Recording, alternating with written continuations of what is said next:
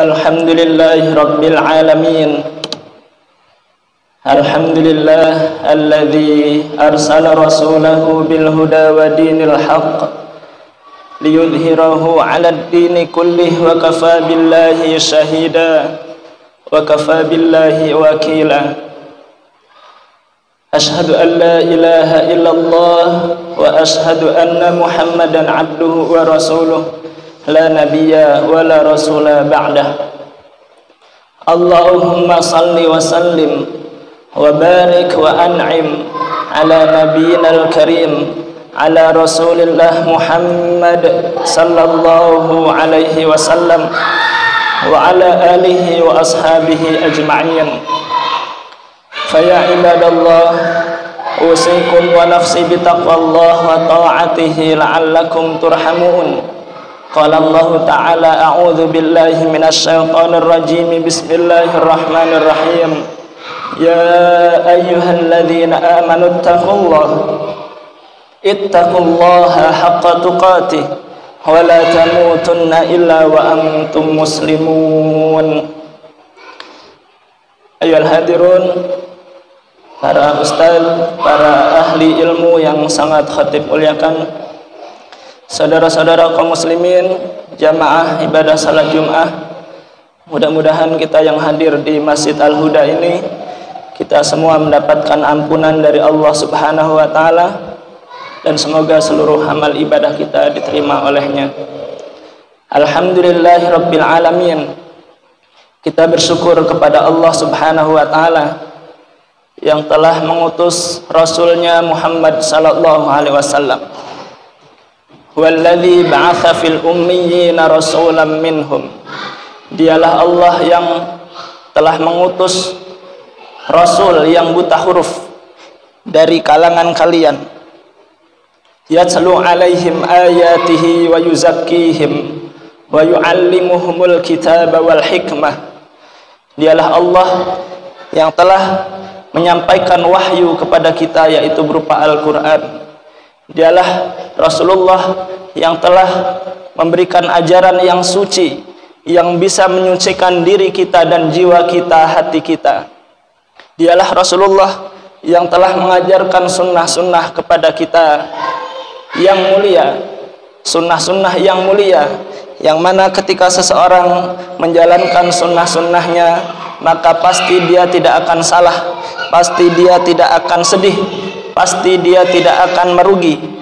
Ya hadirun, jamaah Jumat rahimakumullah, diutusnya Nabi Muhammad sallallahu alaihi wasallam merupakan nikmat yang besar bagi kita, bukan hanya untuk manusia saja. Ketika Rasulullah sallallahu alaihi wasallam diutus, kedamaian yang beliau sampaikan bukan hanya untuk umat manusia saja, tapi seluruh hewan, seluruh jin, mereka mendapatkan kedamaian, kasih sayang yang telah Rasulullah sallallahu alaihi wasallam ajarkan. Hadirin jamaah Jumat rahimakumullah, innama bu'itsu liutammima makarimal akhlaq. Rasulullah sallallahu alaihi wasallam diutus tidak ada tugas yang lain kecuali untuk menyempurnakan akhlak. Akhlak kepada Allah, akhlak kepada sesama manusia, manusia yang masih hidup ataupun yang sudah meninggal. Kita diajarkan akhlak, kita diajarkan adab oleh Rasulullah sallallahu alaihi wasallam. Hadirin rahimakumullah, kita amati sebuah hadis Nabi sallallahu alaihi wasallam. Hadis ini diriwayatkan oleh Imam Muslim, nomor hadis yang ke-1612. Rasulullah sallallahu alaihi wasallam bersabda, li ayyajlisa ahadukum ala jamrah fatuharriku thiyabahu fatakhlusu ila jildihi khairun lahu min ayyajlisa ala qabr. Rasulullah sallallahu alaihi wasallam bersabda, seandainya pakaian kalian terbakar, seandainya saja pakaian kalian terbakar, kemudian sampai terbakarnya ke kulit kalian, kemudian kata Rasulullah sallallahu alaihi wasallam, itu jauh lebih baik daripada kalian duduk di atas kubur.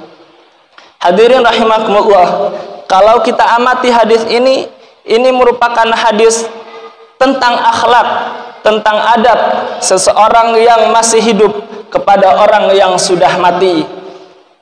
Orang yang masih hidup saja, hadirin rahimakumullah, orang yang sudah meninggal saja, hadirin rahimakumullah, diajarkan oleh Rasulullah sallallahu alaihi wasallam untuk dihormati. Salah satunya adalah kita dilarang untuk duduk di atas kuburnya. Kata Rasulullah, kalau saja pakaian kalian terbakar, kemudian kulit kalian terbakar, itu jauh lebih baik daripada kalian duduk di atas kubur. Kenapa hadirin rahimakumullah? Karena Rasulullah sallallahu alaihi wasallam mengajarkan manusia, terutama umatnya yang beriman, untuk menghormati, untuk mempunyai adab kepada orang yang sudah meninggal. Kepada orang yang sudah meninggal saja Rasulullah sallallahu alaihi wasallam mengajarkan adab agar dihormati, apalagi kepada orang yang masih hidup.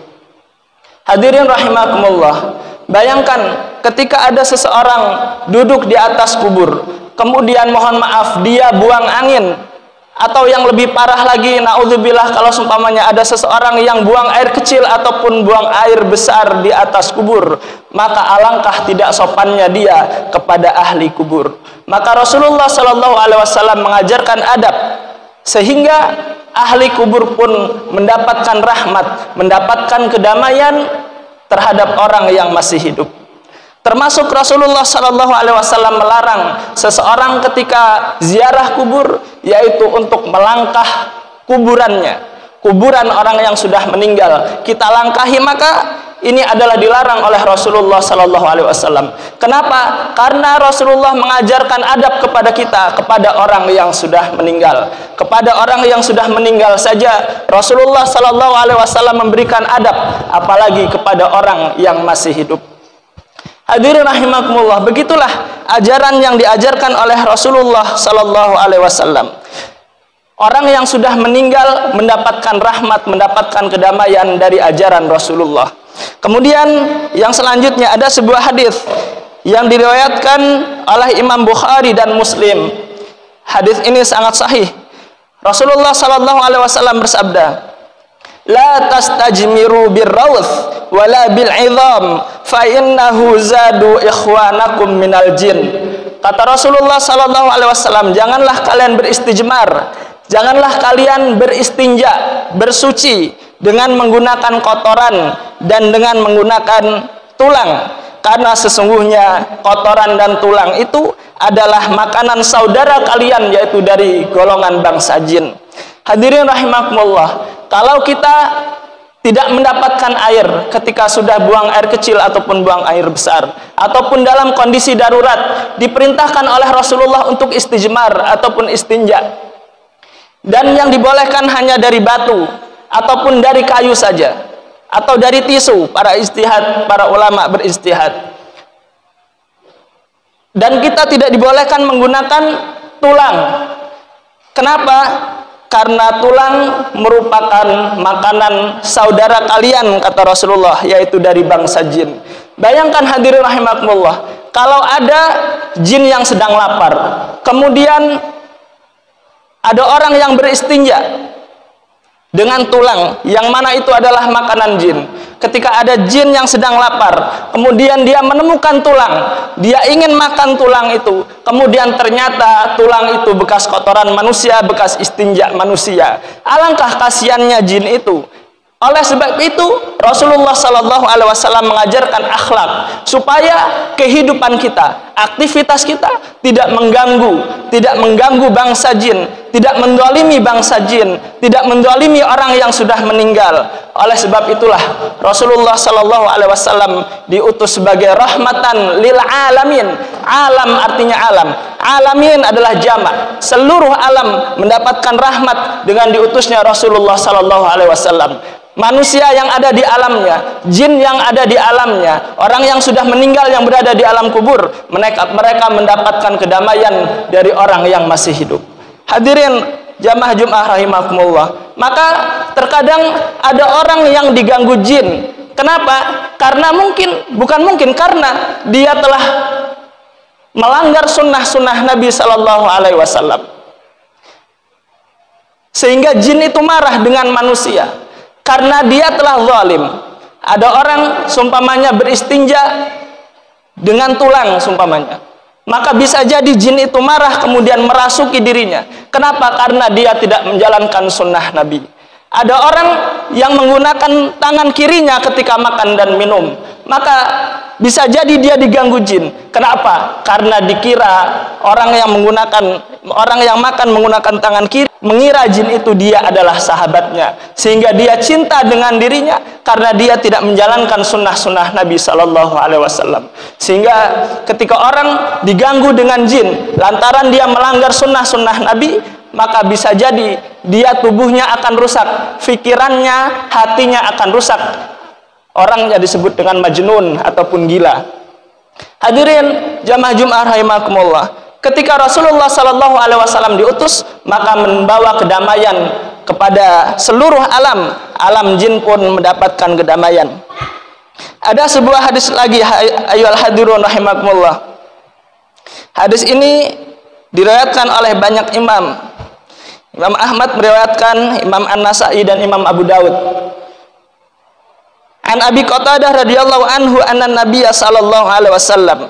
Dari Abi Qatadah bahwasanya Nabi sallallahu alaihi wasallam naha ayyabula fil juhri. Nabi sallallahu alaihi wasallam melarang kita untuk buang air kecil di sebuah lubang. Innaha masakinum minal jin, karena sesungguhnya lubang itu adalah tempat tinggalnya bangsa jin.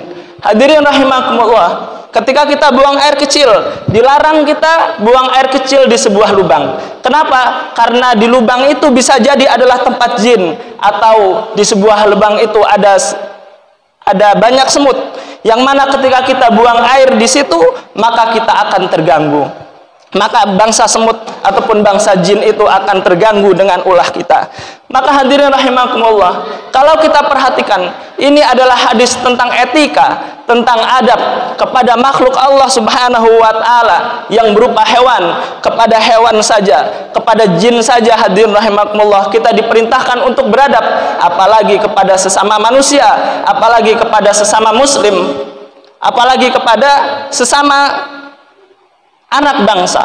Maka hadirin rahimakumullah, ketika Rasulullah Shallallahu Alaihi Wasallam diutus sekali lagi membawa kedamaian, membawa akhlak, membawa kasih sayang kepada seluruh alam. Kemudian yang terakhir, Nabi Shallallahu Alaihi Wasallam juga bersabda, "Fa idza dzabhtum fa ahsinu dzibhah." Kalau engkau hendak menyembelih hewan, maka perbaikilah cara menyembelih kalian.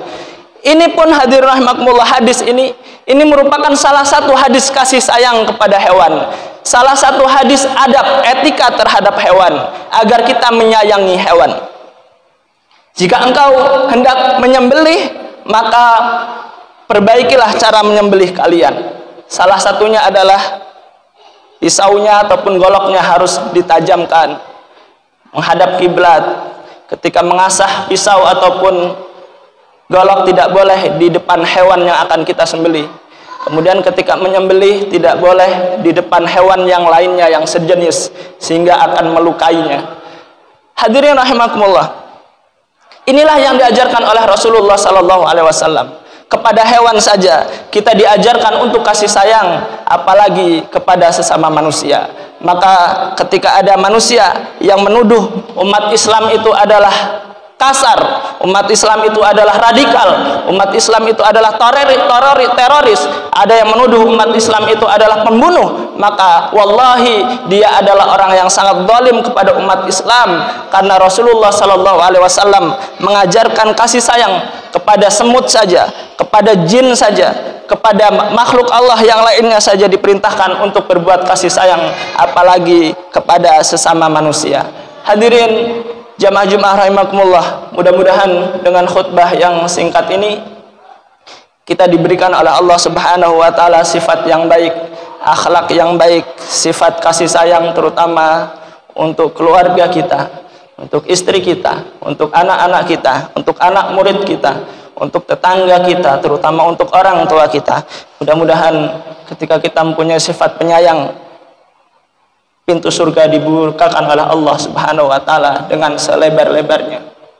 Barakallahu li wa lakum wa lisairil muslimin wal muslimat wal mu'minin wal mu'minat fastaghfiruh innahu wal ghafurur rahim. Alhamdulillahi rabbil alamin. Asyhadu an la ilaha illallah wa asyhadu anna Muhammadan abduhu wa rasuluh la nabiyya wa la rasula ba'dah. Allahumma salli ala nabiyyina wa rasulina wa syafi'ina wa maulana Muhammad sallallahu alaihi wasallam wa ala alihi wa ashabihi radhiyallahu anhum ajma'in. Usikum wa iyaya bitaqwallah wa ta'atihi la'allakum turhamun. Qala Allah ta'ala a'udzu billahi minasyaitonir rajim wa tazawwadu fa inna khairaz zadi taqwa wattaquni ya ulil albab. Hadirin rahimakumullah, di kesempatan khutbah yang kedua ini, di kesempatan yang mustajab ini, mari kita berdoa kepada Allah Subhanahu wa taala. Kita memohon kepada Allah Subhanahu wa taala, mudah-mudahan doa kita pada kesempatan kali ini diijabah oleh Allah Subhanahu wa taala. A'udzu billahi minasyaitonir rajim. Bismillahirrahmanirrahim. Alhamdulillahirabbil alamin. Hamdan na'imin, hamdan syakirin, hamdan yuafi ni'amahu wa yukafi'u mazidah. Ya Rabbana lakal hamdu kama yanbaghi li jalali wajhikal karim wa 'azimi sultanik. Allahumma salli ala nabiyyina wa rasulina wa maulana Muhammad sallallahu alaihi wasallam wa ala alihi wa ashabihi radhiyallahu anhum ajmain. Ya Allah ya Ghaffar, Allahumma ighfir lil muslimin wal muslimat wal mu'minin wal mu'minat al ahya'u minhum wal amwat innaka sami'un qaribun mujibu da'wat wa ya qadiyal hajat. Allahumma ighfir lana wa liwalidina warhamhum kama rabbawna shighara. Ya Allah, Zat yang Maha Pengampun, ampuni dosa-dosa kami ya Allah. Ya Allah, ampuni dosa-dosa saudara kami seiman ya Allah. Berikan hidayah kepada orang yang belum mengenalmu. Ampuni dosa-dosa kami ya Allah. Ya Allah, ampuni dosa-dosa orang tua kami ya Allah. Sayangi mereka ya Allah, sebagaimana mereka menyayangi kami semasa kami masih kecil. Ya Arhamar Rahimin. Allahumma inna nas'aluka husnal khatimah wa na'udzubika min syu'il khatimah. Ya Allah, wafatkan kami dalam keadaan husnul khatimah. Ya Allah, wafatkan kami dalam keadaan husnul khatimah. Wafatkan kami dalam keadaan salat ya Allah. Wafatkan kami dalam keadaan sujud. Wafatkan kami dalam keadaan suci, dalam keadaan menjaga wudu. Wafatkan kami dalam keadaan tawaf di Ka'bahmu ya Allah. Wafatkan kami dalam keadaan mengamalkan, menjalankan ibadah haji dan umrah. Wafatkan kami dalam keadaan membaca Al-Qur'an-Mu ya Allah, ya mujibas sa'ilin. Wa na'udzubika min syu'il khatimah. Hamba berlindung kepadamu ya Allah dari syu'ul khatimah. Wa na'udzubika min syu'il khatimah. Ya Allah, hamba berlindung kepadamu dari akhir hayat yang buruk ya Allah. Jangan cabut nyawa kami ya Allah dalam kondisi berbuat maksiat ya Allah. Ya Allah, jangan cabut nyawa kami dalam kondisi berbuat maksiat ya Allah. Ya Allah, jangan cabut nyawa kami dalam kondisi berbuat maksiat ya Allah. Ya Allah, akan tetapi cabutlah nyawa kami dalam kondisi husnul khatimah, dalam keadaan dosa yang telah Engkau ampuni, dalam keadaan amal yang telah Engkau terima ya mujibas sa'ilin. Allahumma rabbana atina fid dunya hasanah wa fil akhirati hasanah wa qina adzabannar wa qina adzabannar wa qina adzabannar. Bifadlika rabbil izzati amma yasifun wa salamun alal mursalin walhamdulillahi rabbil alamin. Faya ibadallah innallaha ya'murukum bil adli wal ihsan wa ita'i dzil qurba wa yanha 'anil fahsya'i wal munkar wal baghi ya'idzukum la'allakum tadhakkarun wa la dzikrullahi akbar. Aqimussalah.